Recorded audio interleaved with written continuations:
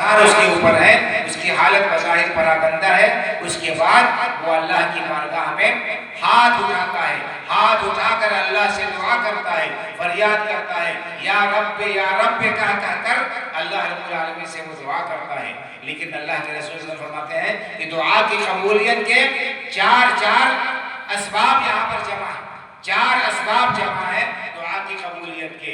ایک تو یہ کہ انسان سفر میں، حالت سفر میں مسافر کی دعا قبول ہوتی ہے، مسافر کی دعا قبول ہوتی ہے۔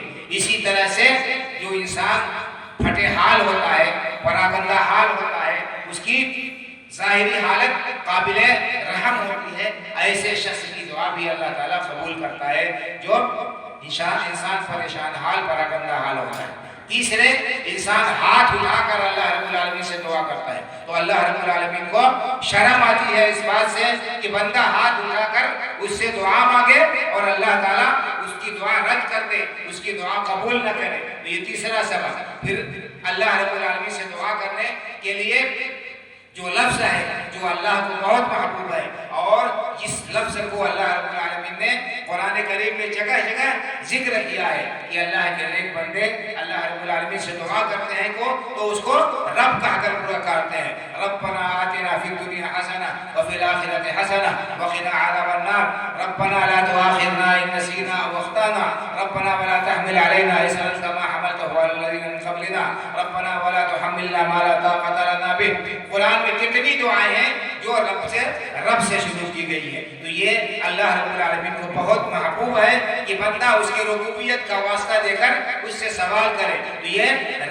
یا رب کہہ کر بندہ اللہ کو پکارتا ہے۔ لیکن ان چار اسباب کے جمع ہو جانے کے باوجود ان میں سے ہر سبب دعا کی قبولیت کے لیے کافی ہے۔ اللہ رب العالمین کس وجہ سے اس بندے کی دعا کو رد کر دیتا ہے؟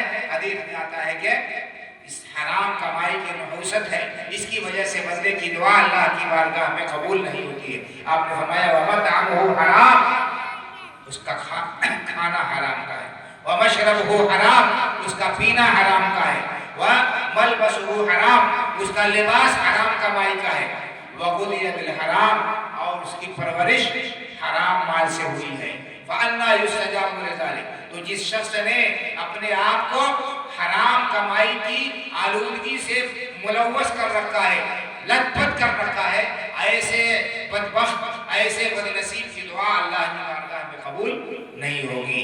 یہ حدیث اللہ کے رسول صلی اللہ علیہ وسلم نے بیان فرمائی ہے۔ بھائی اور بزرگوں، اس حدیث میں ہمارے لیے بڑی عبرت اور نصیحت ہے، خاص طور سے آج کے پرفتن دور میں جب دنیا اندھی بہری ہو کر مال کی طرف دوڑ رہی ہے اور ہائے مال ہائے مال ہائے دنیا عام طور پر لگے ہوئے ہیں۔ لوگ اس مال کو کمانے میں کہاں سے مال آئے، نہ حرام کی پرواہ ہے، نہ حلال کی پرواہ ہے، نہ جائز کا خیال ہے، نہ ناجائز کا خیال ہے، نہ کس کا حق مار رہے ہیں اس کی پرواہ ہے۔ بھائی کو موقع مل رہا ہے تو بھائی کا حق مار لے رہا ہے، بہنوں کا حق مار لیا جا رہا ہے، اور اسی طرح سے دوسرے لوگوں کی حق تلفی ہو رہی ہے، رشوت خوری، سود خوری، اور اسی طرح سے دوسرے غلط کمائیاں، یہ عام ہیں، لوگوں کو اس کا احساس نہیں ہے۔ بھائی اور بزرگوں، بڑی خطرناک بات ہے۔ تو ہمیں چاہیے کہ ہم اپنی کمائی دیکھیں کہ کہیں ایسا تو نہیں کہ اس میں حرام کا شائبہ ہو رہا ہے، حرام کا اس میں دخل ہو رہا ہے۔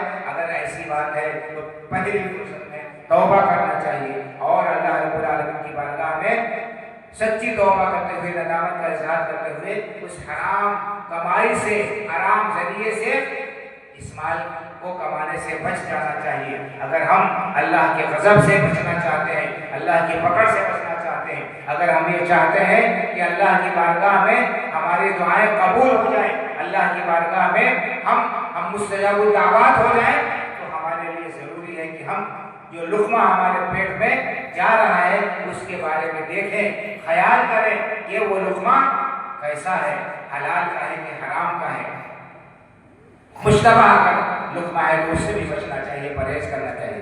بہت سارے واقعات آپ کو ملیں گے حدیث کی کتابوں میں، صحابہ کرام رضی اللہ تعالیٰ عنہ اجمعین کی سیرت میں، جن سے یہ پتہ چلتا ہے، سلف صالحین کے سیرت میں، کہ کہ کس طرح سے وہ لوگ اپنی کمائی کا خیال رکھتے تھے اور ہر قسم کے مشتبہ چیزوں سے بھی بچتے تھے اور پرہیز کرتے تھے۔ اس سلسلے میں ایک دو واقعات آپ کے سامنے بیان کر کے اپنی گفتگو ختم کرتا ہوں۔ حضرت حسن رضی اللہ تعالیٰ عنہ چھوٹے بچے تھے، اللہ کے رسول صلی اللہ علیہ وسلم کے نواسے حضرت حسن اور حسین رضی اللہ عنہما۔ آپ لوگ جانتے ہیں کہ اللہ کے رسول صلی اللہ علیہ وسلم کے کتنے چہیتے تھے اور کتنے محبوب تھے۔